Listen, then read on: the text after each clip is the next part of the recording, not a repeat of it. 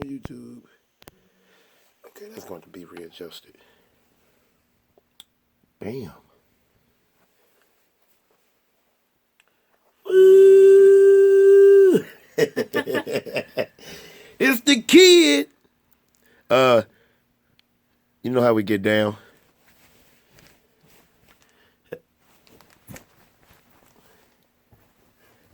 Henry Jr. Jessica.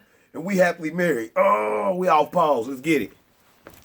You do your thing. I'm gonna set this up in adjustments. All right, how y'all doing? This is episode 9. And our topic tonight is loving yourself. And there's a lot we could talk about with loving yourself, but we're gonna hit a couple topics tonight that are important to us and that we've dealt with in our relationship and marriage. And hope you enjoy it tonight. So, for me, loving myself started a while ago, well, several years ago, but I had to get over some insecurities that I had. I've never felt that I was very pretty or very attractive. So when I got with Henry, and to me, I think he's just, handsome. I call him my sexy fine husband. So I didn't really think that our attraction levels matched. I felt like that he was too handsome for me. So I dealt with a lot of insecurities with that, in the fact that I was convinced in my head that he was like just waiting to find somebody else that was more attractive to leave me for. So a lot of the issues that we dealt with early in our relationship was from my insecurities, and Henry not understanding that basically didn't realize why I was so crazy. I mean, that was just one of the reasons why I was crazy. And dealing with just one, and dealing with that was hard for me because it's hard for women in general to feel good about themselves because there's tons of crap out here that makes us feel not good about ourselves. So insecurities was something I had to overcome, and over the years I did overcome them. And it's a daily challenge to feel good about myself. And now that I'm 9 months pregnant, it's a little bit even harder to feel good about myself because I feel like to myself, I look like a whale, but of course I don't. I'm pregnant. But anyway, so insecurities is one of the things that I had to overcome to allow myself to love myself. So, what do you got to say about that, babe? Security. It was pretty much, it was like, man, I understood the insecurity thing, but I didn't think it was like an issue because the thing with me is, it's like y'all know our family, so we like, a lot of us is handsome, cute people, so we ain't never really have insecurity problems, but we did have inferiority problems. You know what I mean? Like, you're never good enough. You know what I mean? Like, I had that was my insecurity. Like, I felt like I was never enough. You know what I mean? And then I learned how to overcome that, but that was my insecurity. Like, I never felt, like, my thing was, what if I give it 110% and still fail? You know what I mean? And then it used to be like I learned as the years went by, when you fail, that's just a way to learn, or it's never a bad experience if you learn something from it, basically. So my thing was, I didn't really know that, so I was like, if I failed, then I failed. It was like, oh my God, like the world was gonna end if I failed. So it was like I didn't really want to try anything new or try anything out of my comfort zone because I felt like what if, you know what I mean? I always lived in that what if area. Like, well, what if I try this and I give it my all and it still ain't good enough? And you know what I mean? So that was my insecurity about that. Yeah. So, do you want to go to the next topic? Sure. Co-host. See, I need somebody to keep me on schedule and stuff like that because that's how we get down. Okay, so y'all know my family, and well, some of y'all do, some of y'all don't, so I explain it. My family is so deep. Like, we are so deep. In like 2001, my grandmother told me she had 86 grandchildren. So that means I got 85 more cousins brothers, sisters. I got 85 more family members that I can be, you know what I mean? So everybody drinks. Everybody drinks. And I was at a point where I was waking up at 9 in the morning watching Maury drinking a tall can, drinking a shot of 100 proof, like every day. Like, so it was like real bad. And then it was like for my birthday in 2008, July the 12th. Like, I still remember the date and everything. Me and my homeboy, who's studio we in right now, this Studio B. Me and my homeboy, we went out for my birthday weekend and was getting, I mean, excuse me, no offense, but we was trying to get white boy wasted. Like, for real, we didn't even care about the color lines. We was trying to get toasted. So, coming back from that, I got a DUI. And then I had to, that really made me, like, take things into perspective. Because, like, after that DUI, I stopped drinking. And I actually started self-evaluating. Like, I got better at that. But with that, yeah. Yeah. So, I didn't realize how much of a drinker Henry was until we lived together. And then I realized how much nothing really mattered to him besides drinking, even me. So that was an important. So for me, insecurity was a obstacle for me to love myself.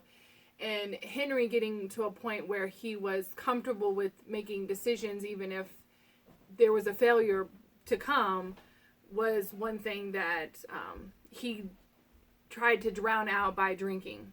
You know, he could just, whatever worries he had, he would just drink, and then it didn't matter anymore. But that was allowing him to really grow as a person and really, really truly love who he is, and then make the steps that he made after that to go back to school and those kind of things. So even though those are still both insecurities, they're just different insecurities. So to segue into after he got the DUI, he decided to go back to school. And there was a pivotal moment while he was going back to school that also helped him love himself differently. Oh, yeah. So let's break this down. Okay, my first year I went there, Sinclair, I had my plan set up. I'm like, I know I'm going to graduate, so I had my plan set up. The first year, I'm going to wear white tees. Second year, I'm going to wear white tees with a picture on the front of them. Third year, I'm going to wear polos. That's it. Okay, so, like, midway through my second year, the teacher came to me and was like, hey, they bringing some high school students down here, and we was wondering if you'd show them our department. And I'm like, sure, I'll do that, whatever. And they're like, okay, well, you got to get a suit and tie. I mean, a tie and a shirt and a... dress pants. And some... I said, a tie, a shirt, and some dress pants? That mean I'm going to have to get some dress shoes, too? And some... Oh, man, this is too much. So, you know what I mean? So then I did that, and pretty much, like, that same day I decided, like, hey, man, you know what? I like this. Like, I like the whole way people approach you, the way people look at you, the way they talk to you, the way they treat you, what they do and don't expect of you. So I was like, you know what? For my third year, I ain't wearing nothing but ties. So that's pretty much how I got, yeah, I mean, like, yeah. So we spent a whole year buying him. Anytime a holiday came, anytime we had extra couple dollars and we wanted to go shopping, we would buy him shirts and ties and pocket squares and slacks and dress shoes. And now he has over 150 ties, probably close to 200 ties. Yeah. He has 20 pairs of dress shoes, and I don't know how many pants and shirts he has. But that was the time that moment of him being asked to, do the presentation at school and him having to buy clothes that was completely out of his norm. Like he didn't have anything like that before. That made him start loving himself differently, because then once the year that he decided to wear all those, then when he'd go in class and he would have a full suit on, head to toe, with the hat, all together. People started expecting that from him. Like they, if they were excited to see what he was going to wear the next day. Even his teachers and his, classmates were all like, so that became his thing. Like that became what Henry Roberts is known for. So, and that was a way that started making him love himself. And then after that, other things that started changing in his life. He started being more mindful about, how he was carrying himself and how he was acting and the decisions he was making. And so that was important. So we are going to, we're going to stop here. We're going to finish this on the YouTube channel. So please subscribe.